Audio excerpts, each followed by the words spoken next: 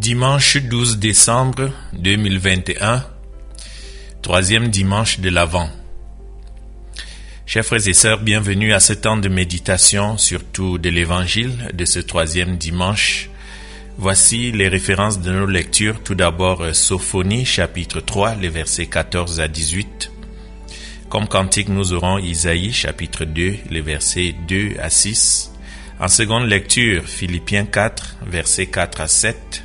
Et l'Évangile, la suite de Luc 3, nous prenons les versets 10 à 18.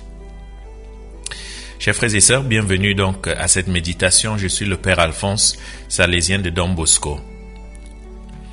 Vous vous souvenez bien, l'Évangile de dimanche dernier nous a présenté la vocation de Jean-Baptiste et sa mission. Comme cela s'était produit pour les prophètes, la parole de Dieu est descendue sur lui alors qu'il vivait dans le désert. Étymologiquement, le mot prophète, le nom de prophète, indique quelqu'un qui prend la parole, soit avant que quelque chose advienne, ou alors devant quelqu'un d'autre ou devant un peuple.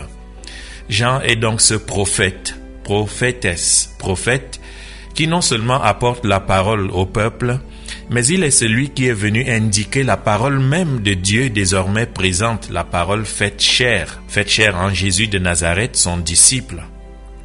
Que demande Jean dans sa prédication à ses frères et sœurs?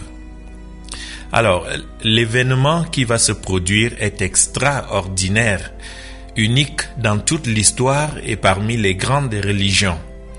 Dieu est parmi les hommes, humain parmi les humains, tellement humain qu'il a eu besoin d'un maître, Jean lui-même, d'une communauté de confrères, la communauté de Jean-Baptiste, pour venir au monde dans sa subjectivité adulte, capable de prendre la parole, de vivre la parole, de proclamer la parole. De même qu'il a été engendré par Marie, éduqué par elle et son mari Joseph, il a eu besoin de quelques années que nous appelons habituellement des années obscures, probablement dans le désert, pour être initié à sa mission.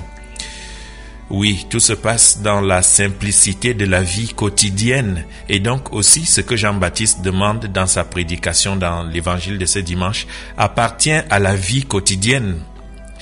Pour que le peuple soit préparé à la rencontre avec celui qui vient, Jean ne lui demande pas de faire des sacrifices, des holocaustes ou de se rendre plusieurs fois au temple pour participer à des liturgies solennelles, respecter le calendrier liturgique, faire des jeûnes particuliers comme lui-même, mais il demande des actions très humaines. C'est intéressant comme pédagogie. Et d'ailleurs, c'était des gens qui ne fréquentaient pas le temple, des gens ordinaires, des publicains, des soldats qui venaient vers lui. Ils viennent vers cet homme parce qu'il est crédible et ils viennent avec une seule question, une question qui ne touche pas à la théologie, à la doctrine, aux débats et rivalités entre les religions, entre les églises, mais une question qui va directement au cœur de la vie. Que devons-nous faire? Que dois-je faire? Que dois-je faire? Parce que je sens que ma vie ne peut pas se résumer à faire mon boulot, à manger, à dormir et travailler encore. Nous avons tous l'impression quelque part que notre secret nous échappe, qu'il existe une vie au-delà de nous, un sens à tout ça, sous forme d'un appel, d'un rêve, d'une harmonie, une fin, un désir de partir, un désir d'un ailleurs, d'un autrement. Toi, Jean-Baptiste, prophète du désert, connais-tu le chemin vers cet autrement, cet ailleurs? Belle question théologique que celle qui concerne le sens des actes et des choix de tous les jours. Car avec le mystère de l'incarnation, la façon dont nous traitons avec les hommes atteint Dieu en plein cœur désormais. Et la façon dont nous traitons avec Dieu atteint les hommes et les femmes d'ici et maintenant. Alors tout d'abord, Jean-Baptiste dit que celui qui a 2 tuniques donne à celui qui n'en a pas, et que celui qui a de la nourriture fasse de même. C'est ce que nous devons faire en vue de la venue du Seigneur, partager l'essentiel, c'est-à-dire la nourriture, les vêtements, notre temps, nos connaissances, notre maison.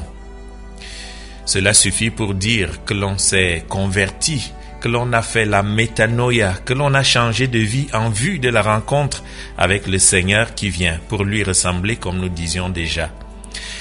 Jean nous étonne parce qu'il ne demande pas ce qui est encore exigé aujourd'hui dans les religions pour se dire croyant, les liturgies, les neuvaines, les pèlerinages, les exercices spirituels. Très probablement parce qu'il sait par expérience que ce sont là en fait des outils, seulement des outils pour acquérir une plus grande liberté, une plus grande charité, pour pouvoir plus facilement partager l'essentiel et être comme Dieu. Après avoir rencontré Jésus, par exemple, Zachée donne la moitié de ses biens aux pauvres. C'est ça, rencontrer Jésus. Et l'Évangile dit, Luc 19, verset 9, le salut entre désormais dans sa maison et dans sa vie. Les Juifs de Jérusalem devenus chrétiens ont fait de même. Ils partagent leurs biens. Actes des Apôtres, chapitre 2, verset 44 et Acte 4 aussi, verset 32. Nous, chrétiens et chrétiennes, comme tous les religieux et religieuses, sommes si souvent préoccupés par des règles de pureté, nos constitutions, notre règle de vie, alors que l'Évangile nous demande de nous préoccuper, de partager, d'être signe de la bonté, de la miséricorde de Dieu, de partager ce que nous avons dans nos maisons, dans nos paroisses, ce qui nous appartient, ce que nous savons, ce que nous pouvons avec ceux et celles qui sont dans le besoin. Alors nous serons véritablement dans la vraie pureté. C'est ce que Jésus dit dans Luc chapitre 11 verset 41. Chers amis, Jean décline une définition de la religion, une définition de la sainteté, de la pureté, à travers des règles simples, réalisables à la portée de tous et toutes, qui introduisent l'autre, mon prochain, dans mon monde, dans mon univers, dans ma zone de confort. Le prophète m'invite à déplacer mon regard de moi vers les autres, de moi aux personnes et aux relations qui m'entourent. Sa première règle est simple, nous venons de le voir, celle du partage. Une règle qui, à elle seule, suffirait à changer la face du monde et à consoler tant de familles et surtout tant d'enfants affamés. Le prophète moderne Mahatma Gandhi a dit « Ce que tu as et que tu n'utilises pas, fais comme si c'était volé et donc à restituer à quelqu'un d'autre. » Mon frère, ma sœur, quelle décision personnelle, intime si tu veux, cela t'oblige-t-il à prendre et à mettre en pratique dans les prochaines heures ou dans les prochains jours, dans les prochaines semaines? Ce que Jean essaye d'entreprendre est énorme. Il ouvre la brèche d'une terre nouvelle, d'une société différente. Il est vrai que si j'offre ma deuxième tunique, ou si j'ouvre ma maison, si je partage ma table, mon abondance de pain ou de connaissances ou de riz ou d'huile, comme je viens de le décider, je ne change pas le monde, je ne change pas ces structures injustes. Absolument vrai. C'est une goutte d'eau dans la mer, mais une goutte de bien. Dès que je le fais, que les autres le fassent ou non, je confirme l'idée que la faim, par exemple, n'est pas invincible.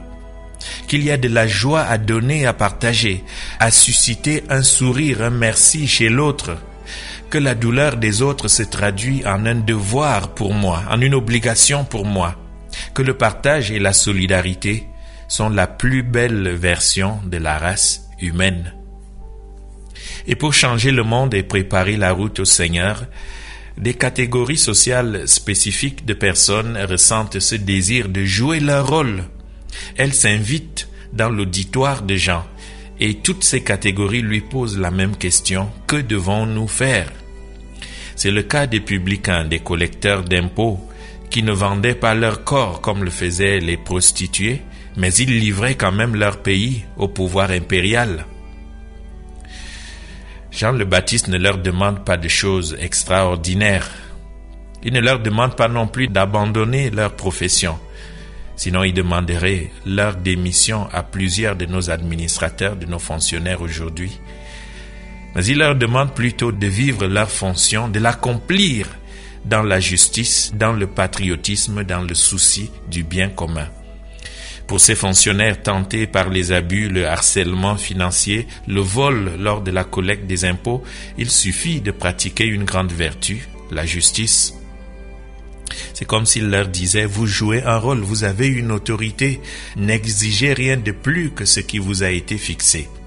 Une règle si simple qu'elle semble tout de suite réalisable, praticable, mais c'est une insurrection de la transparence, de la bonne gouvernance, tant recherchée hier et aujourd'hui chez nous. Une révolution des hommes et des femmes honnêtes. Cesser de voler, de piller, de détourner. Les militaires, les hommes en tenue, hommes et femmes en tenue, sont également attirés par Jean le Baptiste, un homme pourtant sans défense, destiné d'ailleurs à être tué par eux, les soldats, exécuteurs des ordres des puissants de ce monde, de ceux qui oppriment, qui dominent les pauvres. Et que demandent Jean aux militaires? Pas de déserter, pas de laisser tout et venir lui tenir compagnie dans le désert, non, car il sait que dans leur fonction, il y a une tâche nécessaire pour le peuple et la patrie, celle de garantir la liberté, l'ordre, la coexistence sociale. Il leur dit plutôt: n'abusez pas de votre force ou de votre position pour offenser, pour humilier, faire pleurer des gens, les blesser, leur prendre leur argent et ce qu'ils possèdent.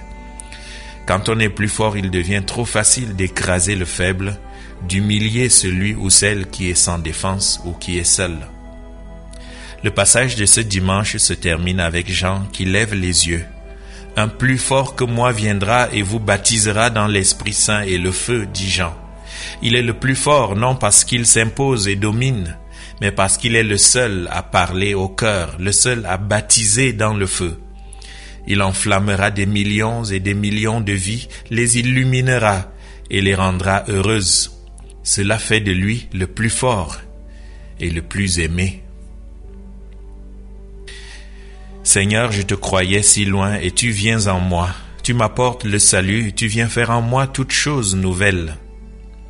Comment pouvais-je imaginer un Dieu qui danse au comble de la joie? Te voilà fou d'amour devant ton enfant. Tu es ma paix, tu es ma force, tu es mon bouclier. Puisque tu es toute ma joie, de qui aurais-je crainte? Tu me renouvelleras dans l'Esprit Saint, feu divin qui purifie, et je me tiendrai debout devant ta face.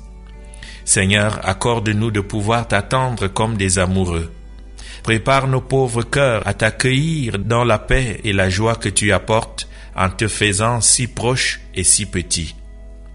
Que le monde entier proclame avec des cris d'allégresse que tu es grand, toi, le Saint d'Israël. Amen.